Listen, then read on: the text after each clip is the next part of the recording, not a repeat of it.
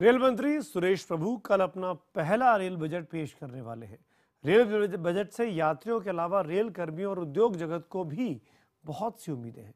वही रेल मंत्री के सामने सीमित संसाधनों के बीच उम्मीदों पर खरा उतरने की बहुत बड़ी चुनौती है। यही है 8 बजे में हमारा आज का दूसरा बड़ा विषय। सूत्रों की माने तो रेल बजट में हर श्रेणी का यात्री किराया तो नहीं बढ़ेगा, लेकिन टिकट पर साफ सफाई के नाम पर सेस यानी स्वच्छता के नाम पर टैक्स जरूर लगाया जा सकता है।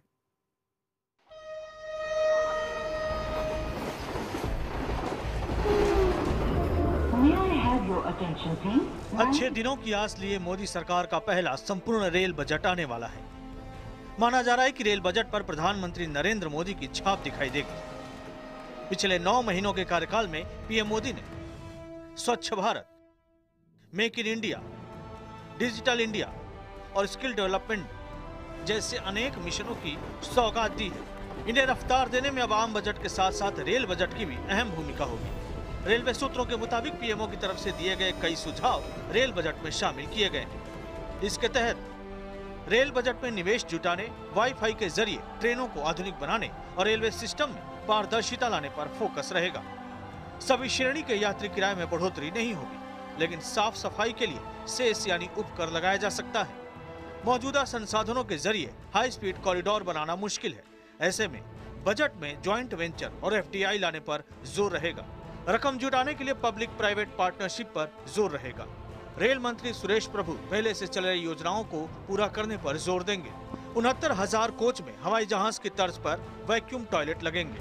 रेलवे को स्वच्छ बनाने के लिए स्टेशनों पर बायो टॉयलेट बनाए जाएंगे। यात्रियों को सीधे फीडबैक लेने के लिए कस्टमर पोर्टल का ऐलान मुमकिन है। सुरक्षा के लिहाज से स्टेशनों पर और कोच में सीसीटीवी कैमरे लगाए जाएंगे। पिछले बजट की तुलना में इस बार कम नई ट्रेनों का ऐलान हो सकता है। 2016 से केवल बायो टॉयलेट बनाने वाले LHB कोच ही लगेंगे। कम ट्रेनों वाले स्टेशनों पर स्किल डेवलपमेंट प्रोग्राम चलाए जाएंगे। मेक इन इंडिया प्रोग्राम के तहत स्वदेशी निर्माण पर फोकस रहेगा। डिजिटल इंडिया के तहत ऑप्टिकल फाइबर नेटवर्क और वाईफाई सुविधा बढ़ाने का ऐलान मुमकिन है। मैं समझता हूँ कि मेक इन इंडिया का कार्यक्रम हो वो सरकार का नीति वाक्य है और राष्ट्रपति अभिभाषण में जो बात सरकार की ओर से कही जाती है वो महज नारा नहीं होता है, बल्कि वो सरकार का कमिटमेंट है और उसे निश्चित रूप से पूरा किया जाएगा। तो वो प्राथमिकता में है। सभी यात्रियों की सुरक्षा हमारी प्राथमिकता में है। महिलाओं के लिए विशेष इंतजाम किया। अपना पहला बजट पेश करने जा रहे रेल मंत्री सुरेश प्रभु के सामने बड़ी चुनौती इस बात की रहेगी कि वो कैसे माल भाड़े से होने वाली आमदनी से यात्री किराए में दी जा रही सब्सिडी को कम करें, जो कि 24,000 करोड़ तक पहुंच गई है, और साथ ही माल ढुलाई बढ़ाने के लिए उचित कदम उठाएं। यूपीए सरकार में रेल मंत्री रहे दिनेश त्रिवेदी का मानना है कि रेलवे की हालत सुधारने में राजनीतिक इच्छा शक्ति दिखाने के बजाय हर बार लोकप्रिय बजट बनाने पर जोर दिया जाता है। एयर इंडिया की जो हालत है वो रेल की हालत उस दिशा में जा रहे हैं। एयर इंडिया के बगैर तो शायद देश चल जाएगा, मगर रेल के बगैर ये देश नहीं चल सकता है, क्योंकि आज रेल की सवारी करता है गरीब से गरीब, और उनके लिए और देश के जोड़ने के लिए भारतीय रेल बहुत जरूरी है। लगातार 10 साल तक रेल किराया नहीं बढ़ने के बाद जब 2012-13 में दिनेश त्रिवेदी ने यात्री किराए में बढ़ोतरी की थी तो भारी विरोध हुआ था, जिसके बाद सेकंड और स्लीपर क्लास के बड़े किराए वापस ले लिए गए थे।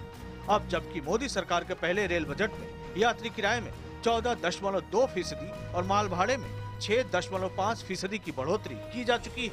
ऐसे में सरकार फिर से किराया बढ़ाने का जोखिम नहीं लेना चाहेगी। यही नहीं, सूत्रों की माने तो ये मोदी सरकार का आखिरी रेल बजट भी हो सकता है। खबर है कि अगले साल से केंद्र सरकार रेल मंत्रालय के बजट को आम बजट के तहत ही पेश करेगी। इसकी वजह यह है कि रेल मंत्रालय से ज्यादा बजट वाले भी कई दूसरे मंत्रालय हैं। ऐसे में सरकार का मानना है कि सिर्फ रेल मंत्रालय का ही बजट अलग क्यों। Bureau report, IBN 7। तो किराया बढ़ रहा है कि नहीं बढ़ रहा है, ये सबसे बड़ा कंसर्न होता है किसी भी उस यात्री का जो ट्रेन में अक्सर अपने आवाजाही के लिए उसका इस्तेमाल करता है। बात करेंगे, हमारे साथ 3 खास मेहमान जुड़ रहे हैं। मेरे साथ है बीजेपी के प्रवक्ता अमन सिन्हा, पहले से ही बने हुए हैं। कांग्रेस के प्रवक्ता मुकेश नायक मेरे साथ जुड़ रहे हैं, और साथ में है भारतीय रेल के पूर्व जनरल मैनेजर और सचिव सतीश M वैश्य साहब। वैश्य साहब, पहला सवाल मैं आपसे ही पूछूंगा, क्या किसी भी रेल मंत्री के लिए बगैर किराए में या माल भाड़े में बढ़ोतरी किए संभव है वो रेलवे का विकास कर सके, रेलवे का उत्थान कर सके?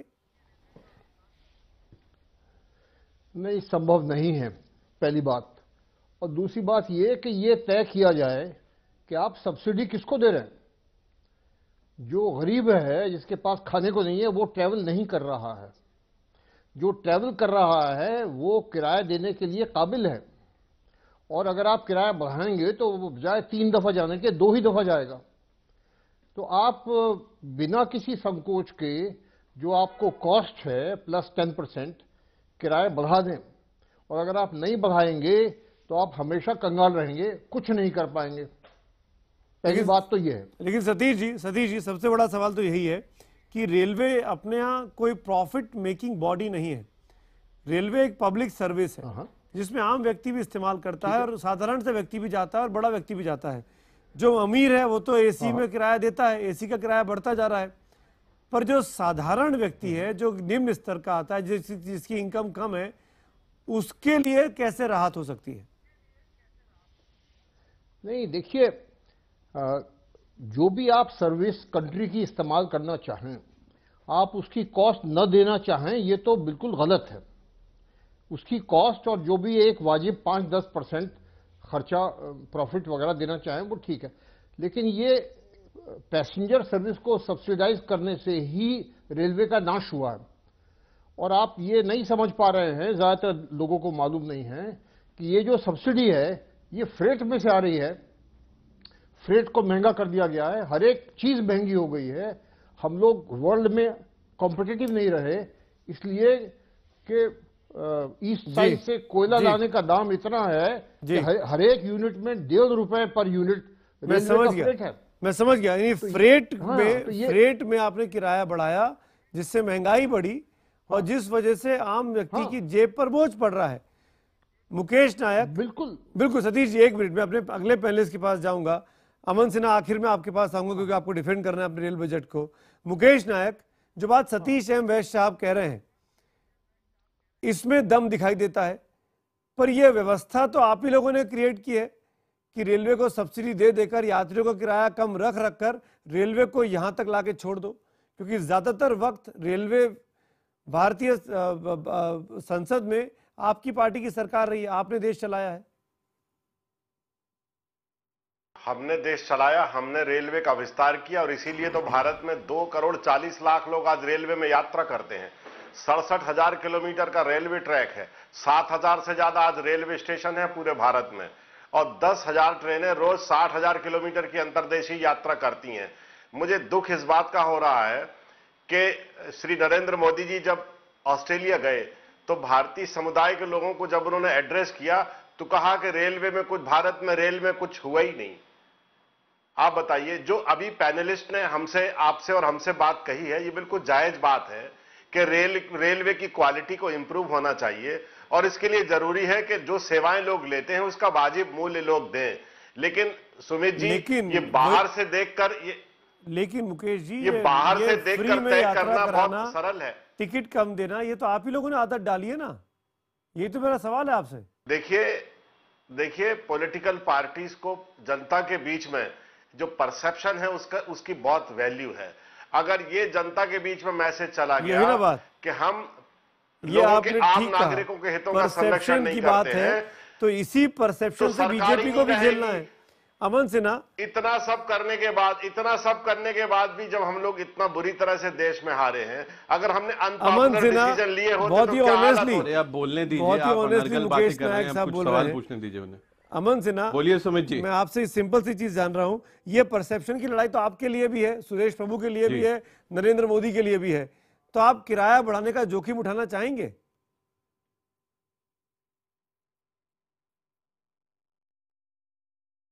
नहीं सुमित जी, पहले तो मैं ये कहना चाहूँगा कि ये मोदी सरकार का और सुरेश प्रभु जी का पहला फुल एक रेल बजट है, और जो प्रधानमंत्री जी ने कहा कि रेलवे को एक पॉलिटिकल टूल की तरह पहले इस्तेमाल किया जाता था, ऐसा हम लोगों को देखने को आया, पर प्रधानमंत्री जी ने कहा है कि रेलवे जो है हमारी इकोनॉमी का एक उसका इंजन ऑफ ग्रोथ और एम्प्लॉयमेंट जो है उसको बनाया जाएगा।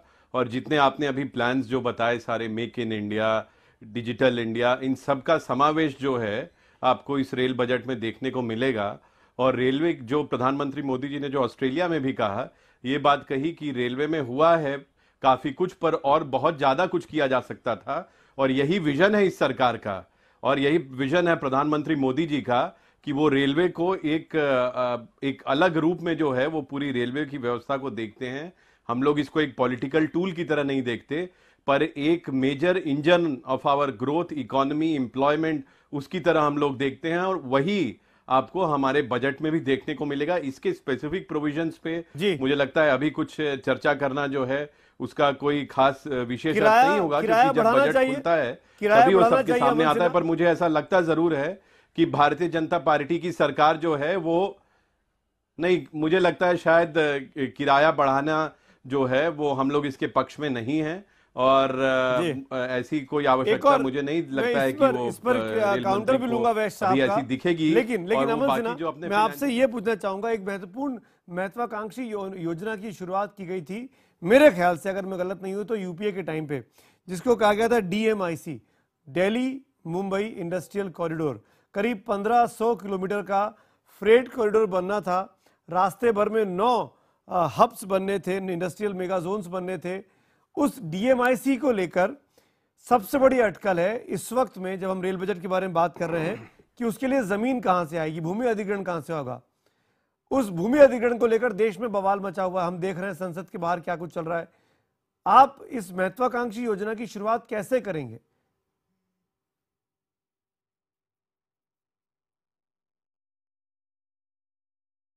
आप मुझसे पूछ रहे हैं सुमित जी? अमन सिन्हा, मैं आपसे पूछ रहा हूं।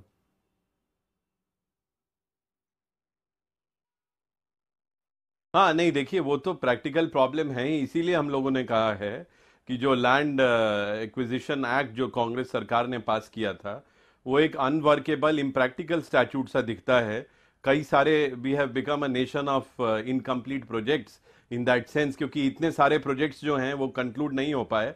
और इसीलिए रेल बजट में भी आप देखेंगे कि हमारा फोकस या प्रायोरिटी घोषणाएं करने में नहीं होगा, पर ऑलरेडी जो चीजें जमीन पे जो हो जानी चाहिए थी उनको एग्जीक्यूट और इंप्लीमेंट करने में होगा। और ये सारे चैलेंजेस हैं गवर्नमेंट के सामने, और इसीलिए हम लोग चाहते हैं कि जो भूमि अधिग्रहण विधेयक है, इसमें हमने अमेंडमेंट करके और ऑर्डिनेंस लाके इसमें उन सब चीजों को जो है हमने सही किया। और हमने तो ये भी कहा तो गलत तरीका है ना, जो व्यवस्था है 70-80% कंसेंट की या सोशल इंपैक्ट असेसमेंट की, वो सब तो चॉइस है।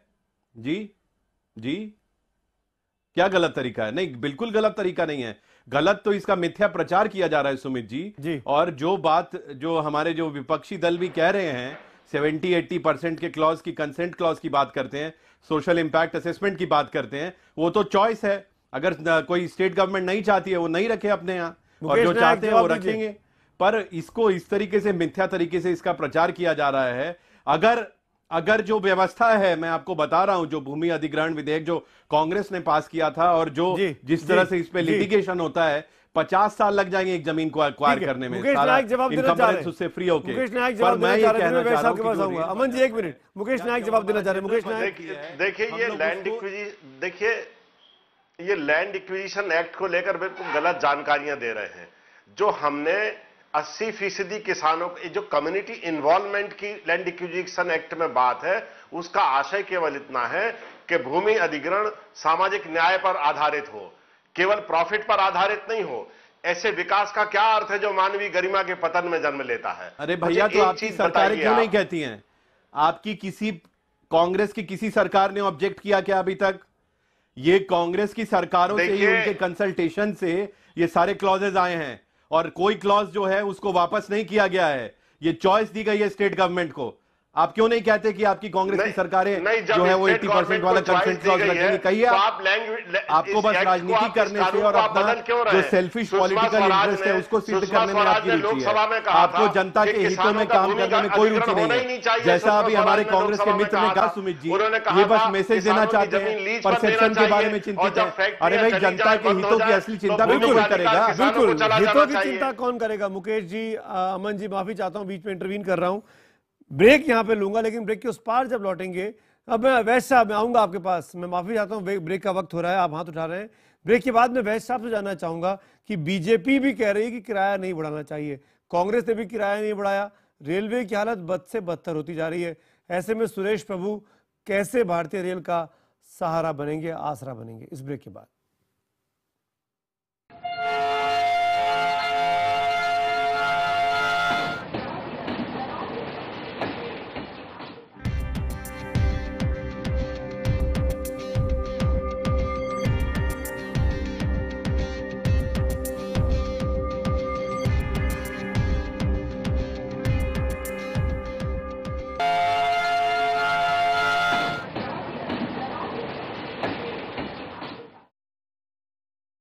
एक बार फिर आपका स्वागत है। हम बात कर रहे हैं रेल बजट को लेकर, आखिरकार कल क्या कर पाएंगे रेल मंत्री सुरेश प्रभु। वैश्य साहब, एक चीज जो दोनों पॉलिटिकल पार्टी से बात कर समझ में आती है कि इन लोगों को परसेप्शन की बहुत चिंता है, रेलवे की चिंता नहीं है, आम आदमी की चिंता नहीं है, इनको अपनी पार्टी की इमेज ना खराब हो। तो ऐसे में रेलवे का भला क्या कोई भी रेल मंत्री कर पाएगा? देखिए, ऐसा है कि मेरे हिसाब से हमारे देश में हम गरीब कम हैं और बेवकूफ़ ज़्यादा हैं। सबसे पहले, मैंने बहुत दिन मैनेजमेंट पढ़ाया है, मैनेजमेंट में सबसे पहले ये कहा जाता है कि पहले आप उसूल तय कर लें। उसूल क्या है? उसूल ये है कि जो गरीब है, जिसके पास खाने को नहीं है, उसको सब्सिडी दी जाए। हम सब्सिडी दे रहे हैं मुकेश अंबानी को, 400 रुपये का सिलेंडर दे रहे हैं उसको, तो हमारे से बेवकूफ़ और कौन होगा?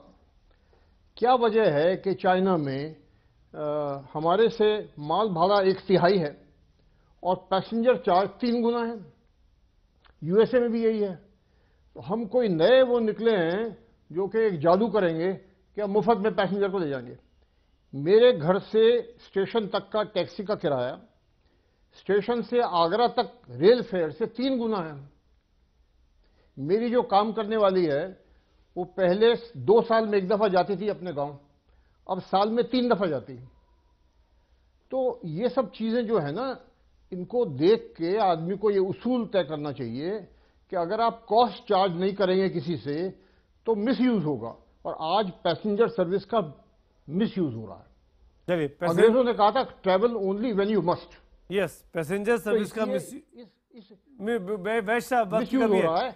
वैश्य साहब वक्त की कमी, अमन सिन्हा के कमेंट में आपका लूंगा, वक्त की कमी मेरे पास। अमन सिन्हा। नहीं, सुमित जी पर मैं कुछ कहना चाहूंगा। जी नहीं, मैं कह रहा हूं कि वर्ल्ड ओवर कहीं पे भी रेलवेज जो है वो प्रॉफिटियर करने के लिए नहीं वो चलती हैं, और कहीं पे बहुत हाई प्रॉफिट्स में कहीं पे भी रेलवेज नहीं चल रही हैं। और ये रेलवे जो है एक पब्लिक सर्विस का टूल है, तो इस चीज़ के प्रति तो हमको कॉन्शियस रहना ही पड़ेगा। सही बात है कि ये बहुत चैलेंजिंग चीज़ है पूरे रेल मंत्री के सामने कि वो फिनेंसेस को कैसे जो है मैनेज करें, और इसीलिए हम लोग कई नए इनोवेटिव मॉडल्स जो हैं, चाहे वो फंड रेजिंग के या फिनेंसिंग के हों, उसको भी लेके आएंगे जहां पब्लिक प्राइवेट पार्टनरशिप। मैं माफी चाहता हूं, वक्त की कमी मेरे पास। अमन सिन्हा, वैश्य साहब और मुकेश नायक, आप तीनों का मैं शुक्रिया करूंगा, और हमको ये उम्मीद करनी चाहिए कि कल जब सुरेश प्रभु अपनी रेलवे की पोटली लेकर, रेलवे का पिटारा लेकर, बजट लेकर हाजिर होंगे संसद में, तो वो हम सबको, चाहे वो एक आम तबके में रहने वाला हिंदुस्तानी हो या एक हवाई जहाज़ में उड़ने वाला हिंदुस्तानी हो, जो रेल में चलने की ख्वाहिश रखता है, उस सब के लिए कुछ ना कुछ ज़रूर लेकर आएंगे। और सबसे बड़ी बात, वो रेलवे जो पूरे हिंदुस्तान को जोड़ती है, उसको बनाए रखने के लिए, उसको मजबूत करने के लिए, उसके चलते रहने के लिए ऐसी कोई स्कीम लेकर जरूर आएंगे जिससे रेलवे पर बोझ कम और रेलवे का विकास ज्यादा होगा। वक्त तो चला ब्रेक का, ब्रेक के उस पार। इंडिया 9 बजे बने रहिए IBN 7 के साथ।